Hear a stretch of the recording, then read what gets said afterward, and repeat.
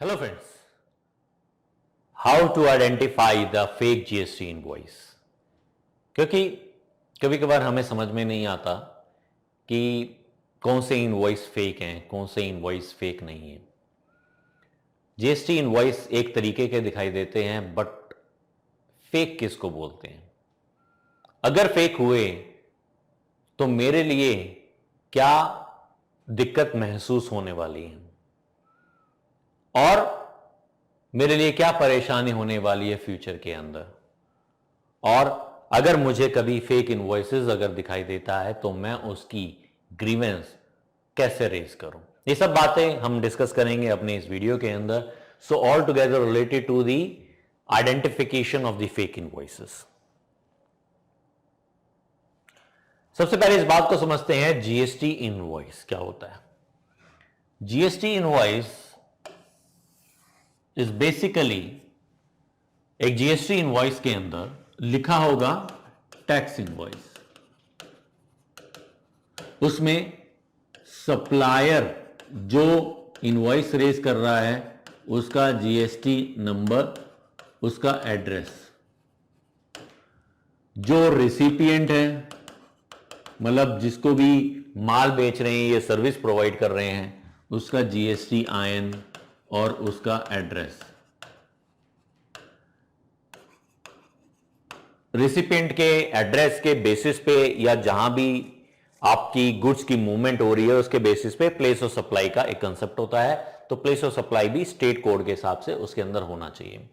Goods जो मैं trade कर रहा हूं उसकी डिटेल होनी चाहिए, उसका एचएसएन कोड होना चाहिए, जीएसटी का रेट होना चाहिए, जीएसटी का अमाउंट होना चाहिए।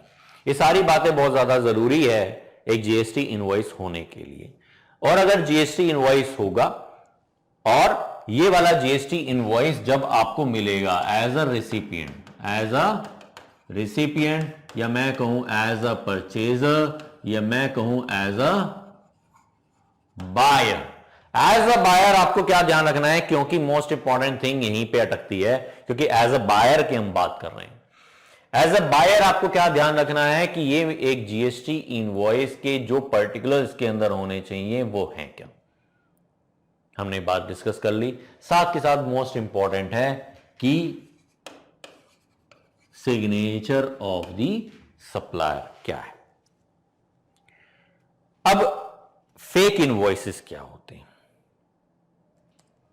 अब फेक इनवॉइसेस क्या होते हैं उसके बेसिस पे हमें यह देखना है कि ये क्यों जनरेट किए जाते हैं, क्यों इसकी प्रोक्योरमेंट होती है। जीएसटी के फेक इनवॉइसेस का डीलिंग किस तरीके से होता है? फेक इनवॉइसेस उनको बोला जाता है जहां पे सिर्फ इनवॉइस बनते हैं without actual supply of the goods और सर्विसेज। कोई एक्चुअल सप्लाई नहीं होती गुड्स और सर्विसेज की। इट मींस मैंने ये एक मान के चलिए एक मोबाइल यहां पे बेचना है, बट मैंने मोबाइल यहां पे सोल्ड नहीं किया और उसके अगेंस्ट में मैंने एक इनवॉइस जनरेट कर दिया। क्यों?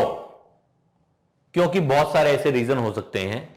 मुझे अपनी टर्नओवर हाइक करनी है,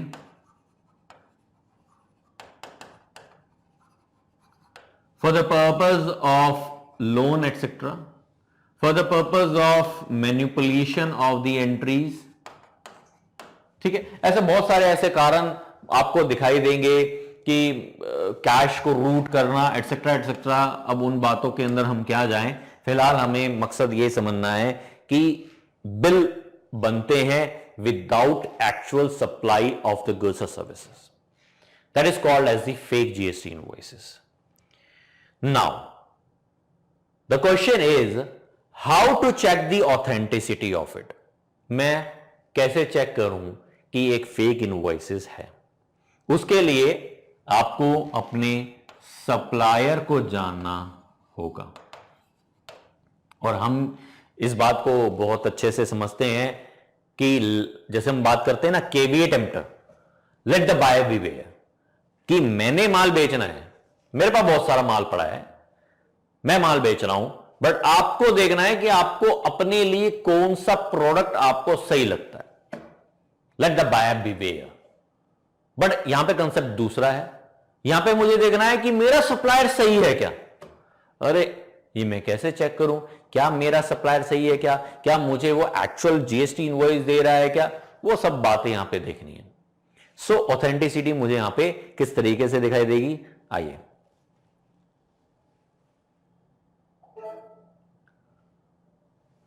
सो verify the GST I N. GST I N को वेरीफाई करना है कैसे, सर्च टैक्स पेयर में जाइए, ऑन द gst.gov.in पे जैसे ही आप सर्च टैक्स पेयर के अंदर जाएंगे, जीएसटी नंबर को पुट करना, आपको दिखाई देगा आपके सप्लायर की detail.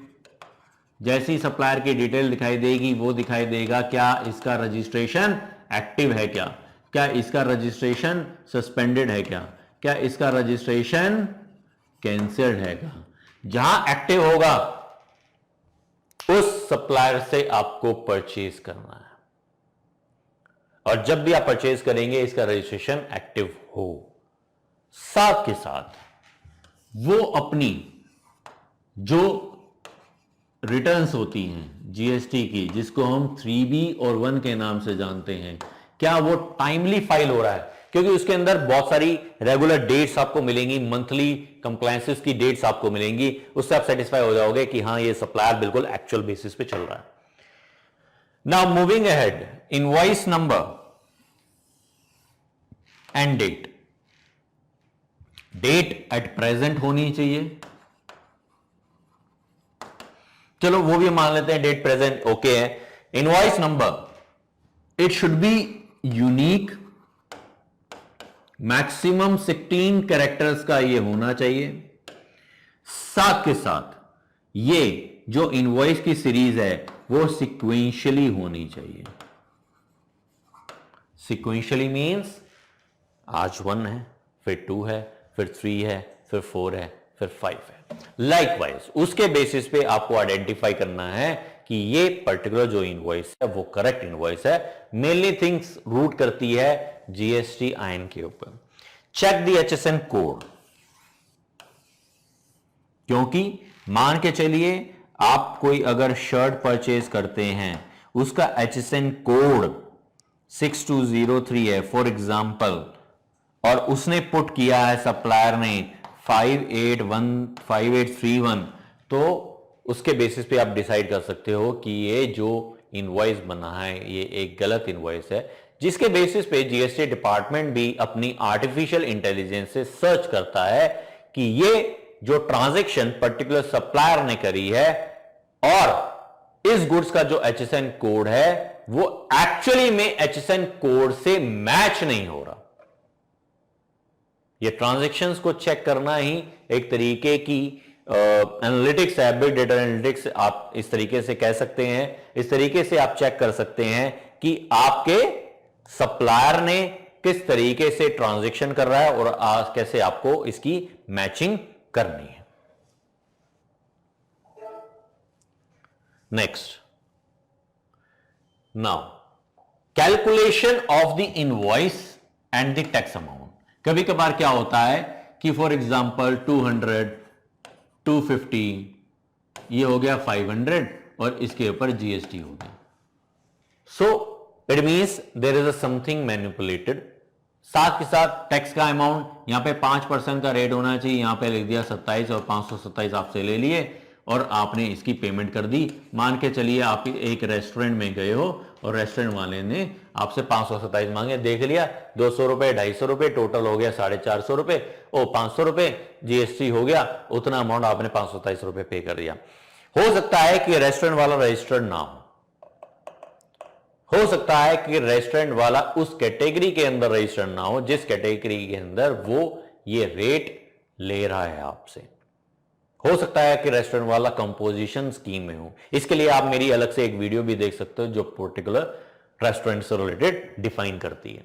No your supplier, we have check कि आपको अपने सप्लायर को देखना है, उसके जीएसटी आयन को देखना है, उसके एड्रेस को देखना है, उसके नाम से देखना है, उसके टैक्स इनवॉइस से देखना है, ऑल टुगेदर थिंग उसकी जन्म कुंडली तक निकाल देनी है कि हाँ मेरा सप्लायर ओके। क्योंकि ये मैं बात क्यों कह रहा हूं, क्योंकि as a buyer, as a recipient आपको जो क्रेडिट मिलना है ना, आपके 2B से ही क्रेडिट मिलना है। और 2B में क्रेडिट कौन डालेगा?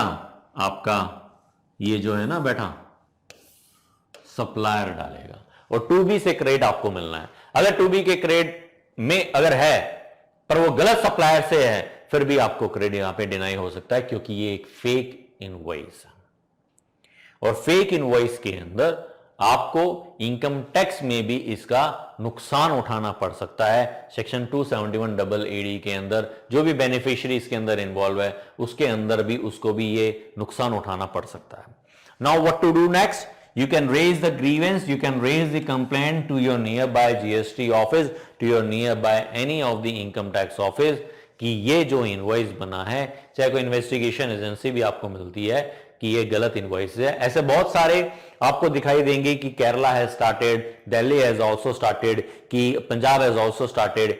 वो आप देख सकते हो किसी भी स्टेट के अंदर कोई भी ऐसी ट्रांजैक्शंस और सरकार की तरफ से एक सिंप्लीफिकेशन और ट्रांसपेरेंसी की तरफ मूव होते हुए चल रही है कि अगर आपको लगता है कि आपके सप्लायर ने आपसे धोखाधड़ी करी है, आपको फेक इनवॉइसेस जनरेट करके दिया है, उसकी फोटो खींचिए और दे दीजिए।